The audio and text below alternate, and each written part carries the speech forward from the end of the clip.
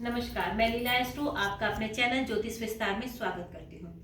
आज हम बात करेंगे विधवा योग के बारे में। जी हाँ, हम अपने बच्चों की शादी बड़े शौक से करते हैं और दुख उस समय बहुत होता है जब उसके पार्टनर की मृत्यु हो जाती है बहुत जल्दी। कभी कई कई बार तो 1 महीने 2 महीने बाद ही पार्टनर की मृत्यु हो जाती है। जी हाँ, 1 साल 2 साल में जल्दी पार्टनर चला जाना ये बहुत दुखद होता है। तो इस तरह के योग कब बनते हैं? जब आपके बच्चे के चार्ट में शनि महाराज लग्न में बैठे हों। जी हाँ, शनि एक ठंडा ग्रह है, शनि एक अंधेरा ग्रह है और जब वो हमारे सर पे, हमारे बच्चे के सर पे बैठा होता है, तो इस तरह का योग बनता है, विधवा योग बनता है। ऐसे बच्चे की शादी 36 साल से पहले नहीं करनी चाहिए। या आप शादी के लिए प्रयास कर रहे हैं और सौभाग्यवश आपको कि कोई ऐसा चार्ट मिल जाए जिसमें मंगल देव 12th हाउस में बैठे हों और राहु महाराज 7th हाउस में बैठे हों। शनि 1st हाउस, मंगल देव 12th हाउस, राहु महाराज 7th हाउस।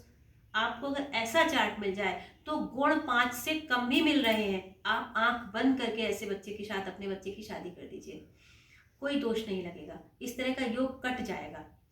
लेकिन सौभाग्यवश अगर आपको इस तरह का चार्ट नहीं मिलता है तो आप वेट कीजिए, 36 साल तक वेट कीजिए।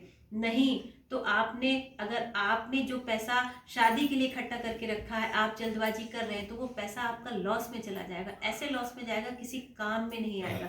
इसलिए शनि लग्न वाले बच्चे की शादी में कभी जल्दबाजी नहीं करनी चाहिए। जो मैंने चार्ट बताया है, राहु राहु 7th हाउस, मंगल 12th हाउस, अगर ऐसा चार्ट मिलता है तो ठीक है, अन्यथा बिल्कुल आप 36 से पहले सोचिए मत, क्योंकि एक बहुत गंदा योग है ये शनि 1st हाउस। बच्चे की हेल्थ खराब रहती है, बच्चे को डस्ट एलर्जी, स्किन की प्रॉब्लम, बच्चे को जो मतलब इस तरह की इरिटेशन, बच्चा चिड़चिड़ा होता है। और क्या होता है कि जब हम बच्चे को बहुत संस्कार से पालते हैं, पेरेंट्स संस्कार से पालते हैं, तो बच्चा कहीं ना कहीं पढ़ने में होशियार हो जाता है, टैलेंटेड होता है, सब कुछ होता है, सारी चीज़ें सीख भी लेता है। और हम बच्चे की बहुत केयर करते हैं, क्योंकि उसको हमेशा जुकाम, महीने में 4 बार जुकाम रहेगा, डस्ट एलर्जी, थोड़ी सी धूल गई और उसका हाल बेहाल हो गया, थोड़ी सी हवा लगी और उसका हाल बेहाल हो गया।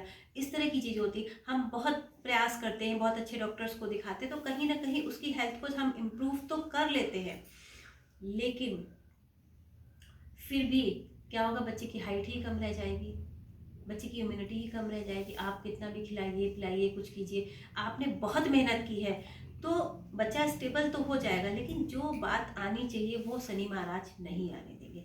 ये तो हेल्थ की बात हो गई। आते हैं कैरियर पे।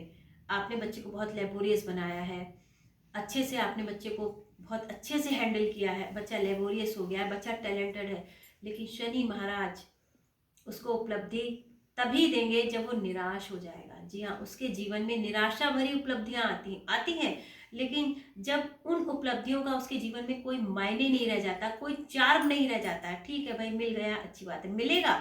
अगर बच्चा जिस लायक होगा उस लायक उसको मिलेगा, अच्छे से अच्छा मिलेगा। लेकिन जब वो निराश हो चुका होगा, इंतजार करते करते थक चुका होगा, तब उसको जीवन में चीजें मिलेंगी। एक तो हेल्थ वाइज वो शुरू से परेशान रहेगा।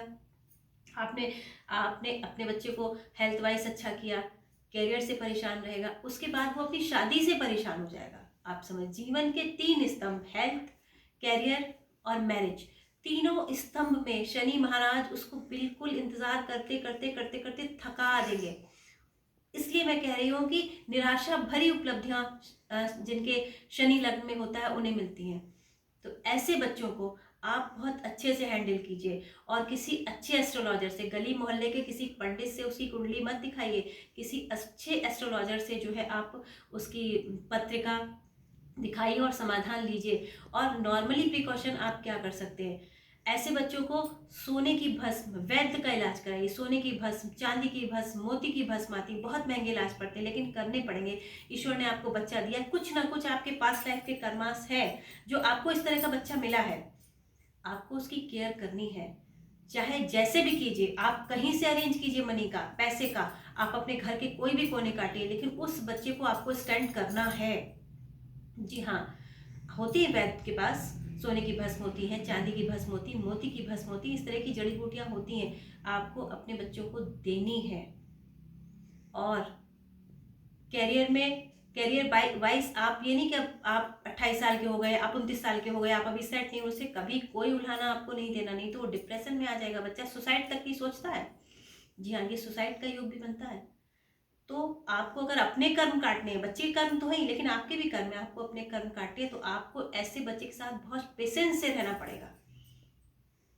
जी हाँ, जितनी उसकी लाइफ है, उसकी लाइफ में आप भगवान नहीं है, लेकिन आप प्रयास कीजिए। माँ है तो भगवान से कम भी नहीं है, माता पिता भगवान से कम भी नहीं होते।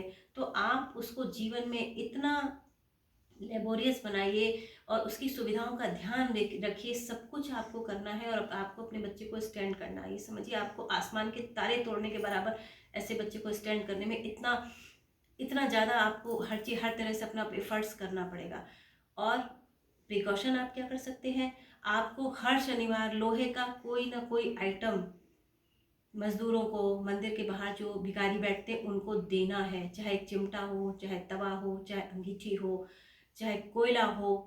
हर शनिवार होल लाइफ, जी हाँ, जब बच्चा 5 साल का हो जाता है, 5 साल से और होल लाइफ हर शनिवार कुछ ना कुछ लोहे का सामान आपको मंदिर में देना है। ये तो एक जनरल रेमेडी है कि शनि लग्न वाले को हर किसी को करना ही करना। बाकी चार्ट में क्या कॉम्बिनेशन बनते हैं, किस तरह के प्लैनेट्स बैठे हुए हैं, वो आपका चार्ट देख के ही आपके लिए स्पेशलाइजेशन हो सकता है। तो किसी अच्छे एस्ट्रोलॉजर से शनि फर्स्ट हाउस वाले बच्चे को हमेशा प्रेडिक्शन दिलानी चाहिए। और आप भगवान नहीं है, लेकिन उसके लिए, उस बच्चे के लिए आपको भगवान बनना पड़ेगा, क्योंकि कहीं ना कहीं बच्चे के और आपके दोनों के पास्ट लाइफ के कर्मास हैं जिन्हें हमें काटना है। तो यहीं पे मैं अपनी बात को विराम देती हूँ। व्हाट्सअप नंबर है मेरा, अगर आपके बच्चे के लग्न में भी शनि है तो आप मुझसे कांटेक्ट कर सकते हैं। मैं आपको पूरा सेटिस्फाइड आंसर दूंगी और आपके बच्चे की ज़िंदगी को बेहतर बनाने में पूरा अपना योगदान दूंगी। और आप भी जब उस चीज़ से सेटिस्फाइड होंगे तो आप भी मुझे याद रखेंगे। धन्यवाद।